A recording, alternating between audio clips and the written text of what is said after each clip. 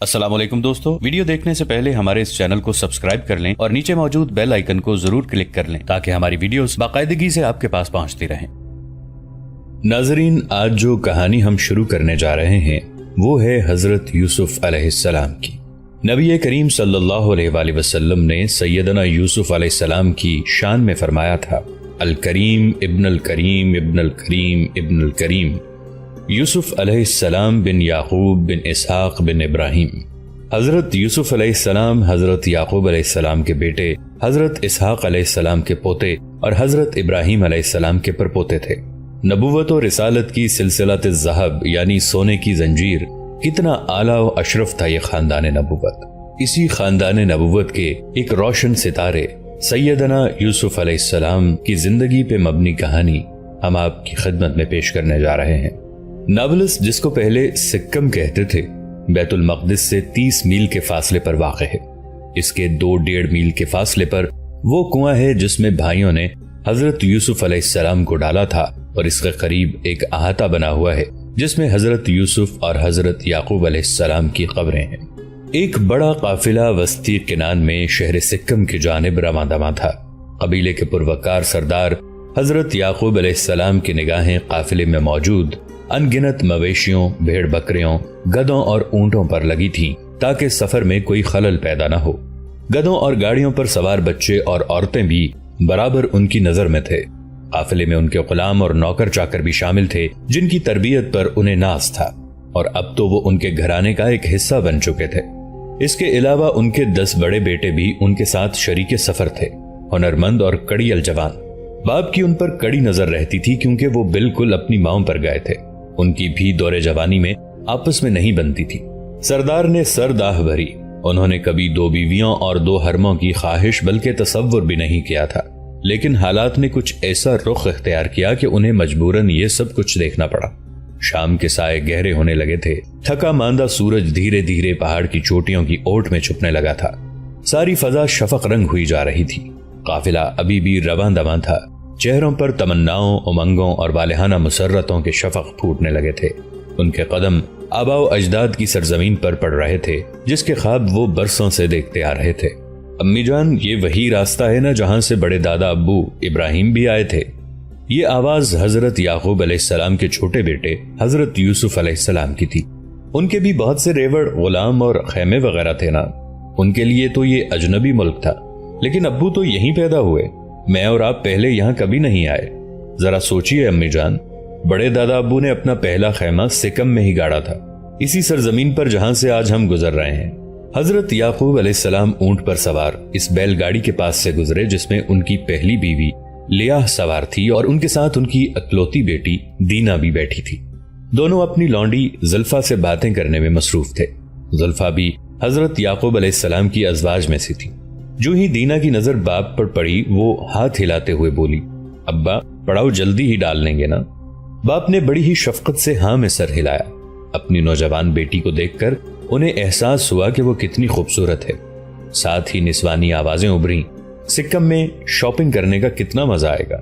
हजरत याकूब अलैहिस्सलाम की दाया दबोरा के लिए ये बड़ा तकलीफ दे सफर था। कुछ उम्र का तकाजा था, कुछ रास्ते की तवालत और नाहमवारी। मुसलसल झटकों से उसका जोड़ जोड़ दुख रहा था।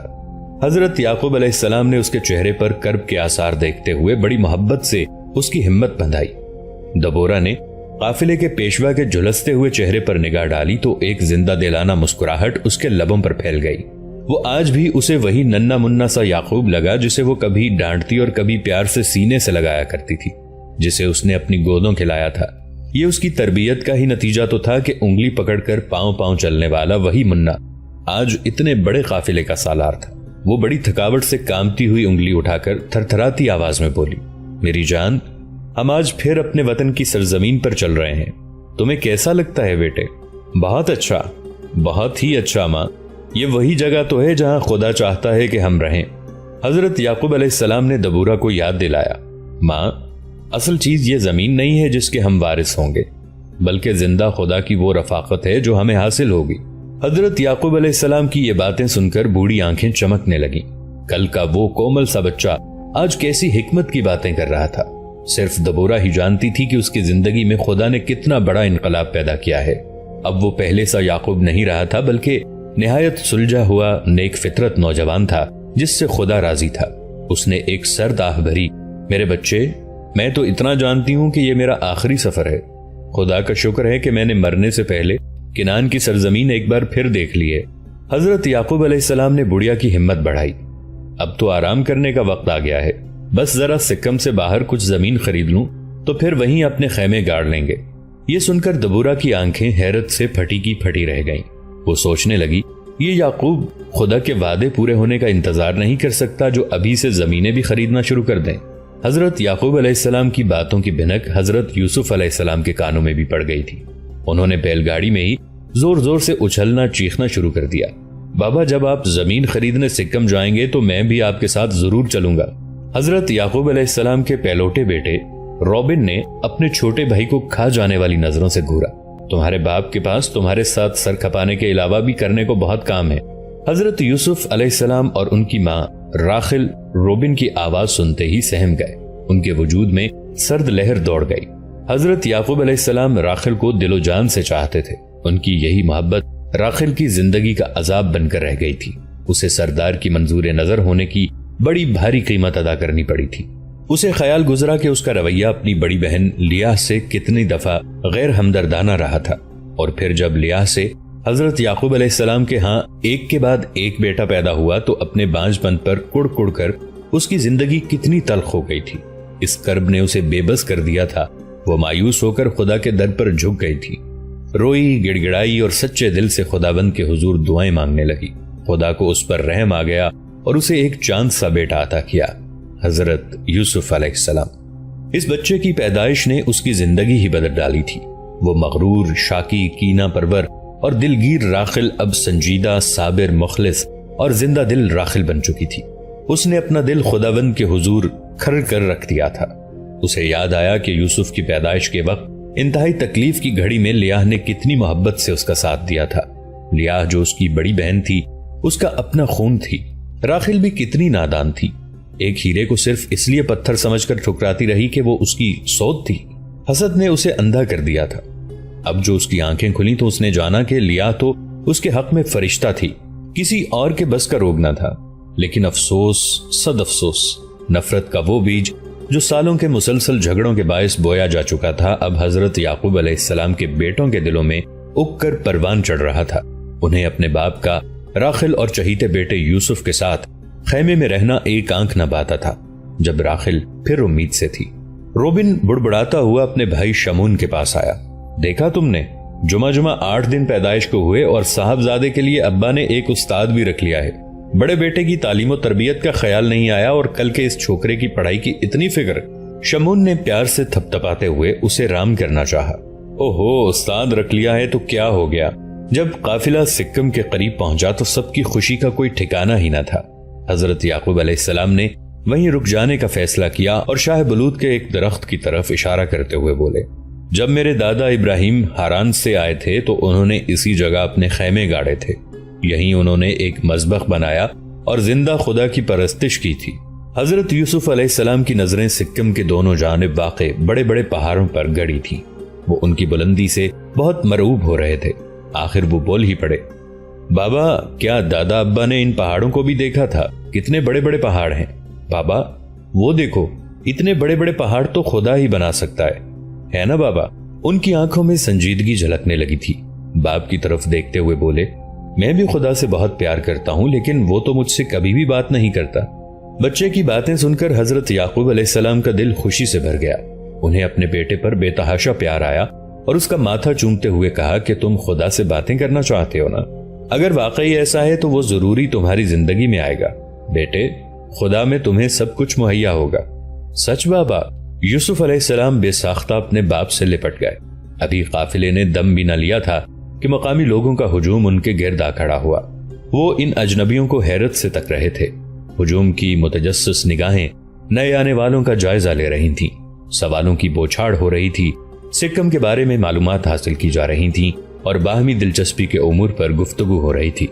اتنے طویل اور تھکا دینے والے سفر کے بعد گپ شپ میں خاصا لطف آ رہا تھا، خصوصاً زنانہ طبقے کی خوشی کا تو کوئی ٹھکانہ ہی نہ تھا۔ جب انہوں نے شہر میں بکنے والے بندوں، ہاروں، دوپٹوں اور شالوں کے بارے میں سنا تھا، ساری خیمہ بستی میں گفتگو کا بازار گرم تھا۔ حضرت یعقوب علیہ السلام نے یوسف علیہ السلام کا ہاتھ تھام رکھا تھا۔ ان کے 6 بڑے بیٹے ان کے پیچھے پیچھے چلے جا رہے تھے۔ باپ دادا کی سرزمین پر ان کے قدم بڑے فخر سے پڑ رہے تھے۔ حضرت یعقوب علیہ السلام کے وہم و گمان میں بھی نہ تھا کہ مسرت کے ان چند لمحوں کے پیچھے کیسا طوفان چھپا ہوا ہے۔ سکم کے بڑے بوڑھوں نے شہر کے دروازوں سے ان اجنبیوں کو بڑے مشکوک انداز میں دیکھا۔ حضرت یعقوب علیہ السلام اور ان کے بیٹوں نے احتراماً جھکتے ہوئے کہا کہ تم پر سلامتی ہو، دیوتا تم پر رحم کریں۔ جواب ملا، مجھ پر ایک عنایت کر دیجئے، میرے ہاتھ شہر سے باہر کی کچھ زمین فروخت کر دیجئے تاکہ میں وہاں اپنے خیمے گاڑ سکوں۔ ایک داڑھی والے بزرگ نے نظر ڈالتے ہوئے پوچھا، اے اجنبی تم کون ہو؟ میں اس ملک کا بالکل ہی اجنبی نہیں ہوں۔ میرے دادا حضرت ابراہیم علیہ السلام نے پہلے بھی سکم کے باہر اپنے خیمے گاڑے تھے۔ یہ بات کہتے ہوئے حضرت یعقوب علیہ السلام کا سر فخر سے تن گیا۔ میرا بوڑھا باپ اسحاق حبرون میں رہتا ہے، میں دور اپنے ماموں کے پاس ہاران میں رہتا تھا اور اب گھر لوٹ کر جا رہا ہوں۔ میرا جڑواں بھائی عیسو بھی ادوم میں اپنے بارسوخ گھرانے کے ساتھ رہائش پذیر ہے۔ وہ لوگ اس کی باتوں سے بہت متاثر اور مروب ہوئے۔ ان میں سے ایک دو تو زندہ خدا کی عبادت کرنے والے ابراہیم علیہ السلام کے بارے میں جانتے بھی تھے۔ داڑھی والے بزرگ نے حضرت اسحاق علیہ السلام کے متعلق بھی سن رکھا تھا۔ اسحاق جو امن کے علمبردار تھے، ایک مرتبہ ان کے کنواں میں انتقاماً ریت بھروا دی گئی تھی تو بھی انہوں نے جھگڑا نہیں کیا تھا۔ قصبے کے بزرگوں کے ترجمان نے ان سے دریافت کیا کہ کیا تم بھی ابراہیم علیہ السلام کے خدا کی پرستش کرتے ہو؟ ہاں بے شک، ہم بھی اسی کے خادم ہیں۔ حضرت یعقوب علیہ السلام کی آواز میں اعتقاد کی پختگی تھی۔ ترجمان نے دھیرے سے کہا، ہر شخص سمجھتا ہے کہ صرف اس کا اپنا دیوتا ہی اچھا ہے۔ پھر ٹھنڈی سانس کھینچ کر بولا، لیکن جب ان دیوتاؤں کی مدد کی ضرورت ہوتی ہے تو سب کے سب چپ سادھ لیتے ہیں، ان سب پر ہماری فریاد کا کچھ اثر نہیں ہوتا۔ حضرت یوسف علیہ السلام کی آنکھیں اپنے باپ پر جمی ہوئی تھیں، جنہوں نے زور سے سر ہلا کر کہا، بزرگو، جس خدا کی پرستش میں کرتا ہوں وہ زندہ ہے، وہ کلام کرتا ہے، وہ میرے دادا ابراہیم علیہ السلام سے ہم کلام ہوا، اس نے میرے باپ اسحاق علیہ السلام سے کلام کیا اور خود مجھ سے بھی۔ لوگوں کی دلچسپی ان کی باتوں میں بڑھنے لگی۔ اے معزز سردار، تشریف رکھیے اور آپ نوجوان بھی اسے اپنا ہی گھر سمجھیں۔ پھر ترجمان حضرت یعقوب علیہ السلام کی طرف جھکتے ہوئے بولا، جب خدا آپ سے کلام کرتا ہے تو کیسا لگتا ہے؟ حضرت یعقوب علیہ السلام کو سوال کا جواب دینے میں مشکل پیش آ رہی تھی۔ آخر انہوں نے تسلیم کرتے ہوئے کہا، اسے بیان کرنا تو بہت ہی مشکل ہے، لیکن ایک بات ضرور ہے کہ جب خدا کسی سے ہم کلام ہوتا ہے تو اس سے اس کی پوری زندگی متاثر ہوتی ہے اور انسان جان جاتا ہے کہ خدا ہی وہ واحد ہستی ہے جو اس کے دل کی بات کو سمجھتا ہے۔ اسے انسان سے محبت ہے، وہ اس کی فکر کرتا ہے اور ہر لحاظ سے اس کی بہتری چاہتا ہے۔ حضرت یعقوب علیہ السلام نے دیکھا کہ ان کا ایک ایک لفظ یوسف کے دل میں اتر رہا ہے۔ پھر وہ بڑے اعتماد سے کہنے لگے، خدا پاک ہے، جو شخص اس کی اطاعت کرنا چاہتا ہے اس کے لیے ضروری ہے کہ وہ خود کو پوری طرح اس کے سپرد کر دے تاکہ وہ اس کی زندگی بدل دے۔ اس پر وہ بزرگ ناگواری سے کہنے لگے، بس بس، ہمیں اس سے کوئی واسطہ نہیں۔ ہمارا ایمان ہے کہ دیوتاؤں نے انسان کو فطرتاً نہایت کمزور بنایا ہے، اس لیے ہم جیسے تیسے زندگی گزار لیتے ہیں۔ حمور کے بیٹوں سے زمین حاصل کرنے میں حضرت یعقوب علیہ السلام کو کچھ مشکل پیش نہ آئی۔ سکم کے بادشاہ نے جو زمین کا مالک تھا ان کی بہت مدد کی۔ اس وقت تک رات ہو گئی تھی، لہٰذا انہوں نے خیمے گاڑ لیے اور عورتیں کھانا پکانے میں مصروف ہو گئیں۔ رات کی تاریکی میں لبکتے شعلوں کا منظر بڑا دل فریب تھا۔ لیا اپنی لونڈیوں کے ساتھ لذیذ کھانے پکانے میں مصروف تھی۔ اتنا عرصہ فارغ رہنے کے بعد اسے کام کرنے میں بہت لطف آ رہا تھا۔ دینا میں زلفا چکی میں گندم پیس رہی تھی۔ راخل اور اس کی لونڈی بلہا نے بھی دودھ بلو کر مکھن نکال لیا تھا۔ کھانوں کی ملی جلی خوشبو نے حضرت یوسف علیہ السلام کی بھوک کو اور چمکا دیا تھا۔ دینا نے مسکراتے ہوئے کہا، چھوٹے بھیا، مجھے چھپا کر ہی تمہیں کھانے کو کچھ دینا پڑے گا۔ اگر تمہارے بھائیوں نے اپنے سے بیشتر تمہیں کھاتے دیکھ لیا تو وہ تو تمہاری پٹائی کر دیں گے۔ لیا نے چپکے سے خشک کھجوریں اس کی ہتھیلی میں تھما دی، اس سے تمہاری بھوک کچھ کم ہو جائے گی۔ حضرت یوسف علیہ السلام کو اپنی خالہ سے بہت محبت تھی۔ وہ اسے اس قدر چاہتے تھے کہ اس کی بھینگی آنکھیں بھی انہیں بہت اچھی لگتی تھی۔ کھجوریں لے کر وہ بہت خوش ہو گئے اور شکریہ ادا کرتے ہوئے اچھلتے کودتے باہر نکل گئے۔ انہوں نے لیا کو یہ کہتے سنا، راخل، بہت پیارا بچہ ہے تیرا، تو نے بہت اچھی تربیت کی ہے اس کی، بڑا ہو کر کچھ بنے گا یہ، اور اب اس کے باپ کی تربیت اس کی شخصیت میں مزید نکھار پیدا کرے گی۔ کون جانے تیرا بیٹا کیا سے کیا بن جائے۔ لیاہ نے سرد آہ بھری اور پھر اپنے اجڑ اور بدتمیز لڑکوں کے بارے میں سوچنے لگی۔ اتنے میں حضرت یوسف علیہ السلام کی آواز سنائی دی، ماں میں دبورہ کے پاس جا رہا ہوں۔ دبورہ کے خیمے میں روشن چراغ کی کرنیں چھن چھن کر چھت پر پڑ رہی تھیں۔ حضرت یوسف علیہ السلام نے بڑے محتاط انداز میں دھیرے سے پکارا تاکہ اس کی آواز سن کر بڑھیا کہیں ڈر نہ جائے۔ میں ہوں یوسف۔ اتنے طویل سفر کے باوجود دبورہ کے چہرے پر تھکاوٹ کے کوئی آثار نہ تھے۔ یہ دیکھ کر یوسف علیہ السلام کی ہمت بڑھی اور شرما کر بولے، دبو مجھے اس وقت کے بارے میں بتاؤ جب آپ پہلی بار کنان میں آئی تھی۔ اس سوال سے جھریوں سے بھرے چہرے پر ایک اداس سی مسکراہٹ پھیل گئی۔ وہ وقت اسے ایک بیتا ہوا خواب معلوم ہونے لگا۔ اس نے اپنے خشک ہونٹوں پر زبان پھیری۔ اس وقت جانتے ہو میں بالکل جوان تھی، بالکل جوان اور حسین، اور ہارا میں تمہاری دادی ربقہ کی دایا تھی۔ ربقہ نہایت خوبصورت لڑکی تھی۔ بس اب میں تمہیں کیا بتاؤں، وہ سفر جو ہم نے تمہارے پردادا حضرت ابراہیم علیہ السلام کے وفادار خادم الیعزر اور اس کے ساتھیوں کے ہمراہ کیا تھا، کیا سفر تھا۔ ہم سیدھے جبرون کی طرف چل پڑے۔ حضرت یوسف علیہ السلام مچل اٹھے، میں بھی اسی راستے سے آیا ہوں نا، ہے نا؟ کسی دن ہم دادا اسحاق سے ملنے جبرون بھی جائیں گے۔ بہت سمجھدار ہے میرا منا۔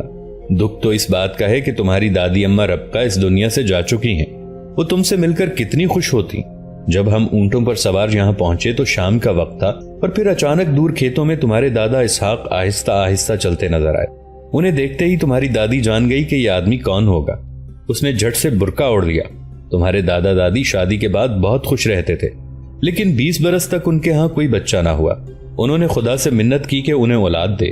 پتا ہے مننے، خدا بڑا رحیم ہے، وہ اپنے لوگوں کو بڑے بڑے تحفے دینے میں خوشی محسوس کرتا ہے۔ اس نے انہیں بھی 2 جڑواں بچے عطا کیے، عیسو اور یعقوب۔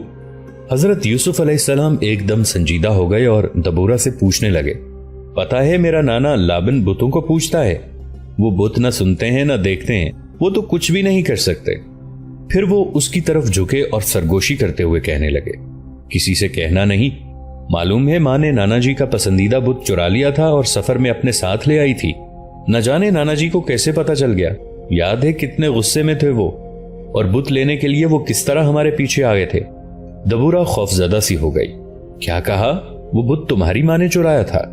اور دیکھو تمہارے باپ نے اس وقت قسم کھا کر کہا تھا کہ جس کے پاس سے وہ بت ملے گا اسے جان سے مار دیا جائے گا۔ آخر تمہاری ماں نے اسے ایسی کون سی جگہ پر چھپایا کہ تلاش کے باوجود وہ نہ ملا؟ یوسف نے اپنا منہ اس کے کان سے لگاتے ہوئے کہا، ماں نے وہ بت اونٹ کی کاٹھی میں چھپایا ہوا تھا۔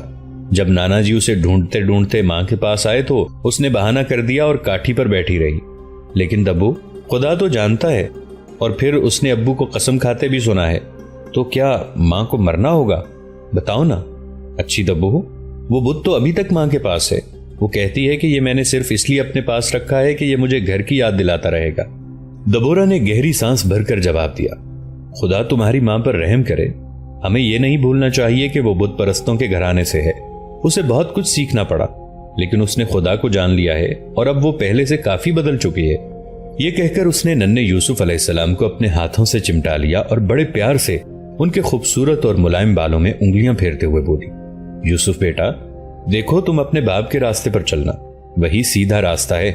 چند دنوں کے بعد حضرت یعقوب علیہ السلام نے قربان گاہ بنائی اور اپنے سارے گھرانے کے ساتھ مل کر وہاں زندہ خدا کی پرستش کی۔ وہ خدا سے پیار کرتے تھے، اس لیے ضروری تھا کہ ان کے گھر والے بھی اس کو جان لیتے اور اس سے محبت کرتے۔ جب وہ دیکھتے کہ ان کا بیٹا یوسف خدا کی طرف کس قدر راغب ہے تو بہت خوش ہوتے، لیکن بڑے بیٹوں کو دیکھ کر وہ مایوس ہو جایا کرتے تھے۔ اس دن موسم بہت خوشگوار تھا۔ ٹھنڈی ٹھنڈی ہوا چل رہی تھی جو راخل کے گھنے سیاہ بالوں سے اٹکیلیاں کرتی جاتی تھی۔ حضرت یعقوب علیہ السلام اس کے پاس بیٹھے اس پھولوں کے گجرے کو دیکھ رہے تھے۔ اس کی نرم و نازک انگلیاں بڑی مہارت سے پھول پرو رہی تھیں۔ جیسے ہی حضرت یعقوب علیہ السلام کی نظر اپنے بیٹے پر پڑی، وہ بڑے پیار سے پکارے، یوسف ادھر تو آؤ، دیکھو تمہاری ماں کیا کر رہی ہے۔ ارے آؤ نا، دیکھو پھولوں کو بالکل ویسے ہی پرو رہی ہے جیسے جوانی میں پرویا کرتی تھی، اپنے باپ کے گھر میں بھیڑیں چراتے ہوئے۔ دوستو آج کے لیے اتنا ہی۔ اسی کہانی کی اگلی قسط کے ساتھ بہت جلد حاضر ہوں گے۔ نیچے کامنٹ سیکشن میں اپنی رائے کا اظہار ضرور کیجیے گا۔ हमारे इस चैनल को सब्सक्राइब करके नीचे मौजूद बेल आइकन को भी जरूर क्लिक कीजिएगा। अगली मुलाकात तक के लिए हमारा और आपका अल्लाह निगहबान।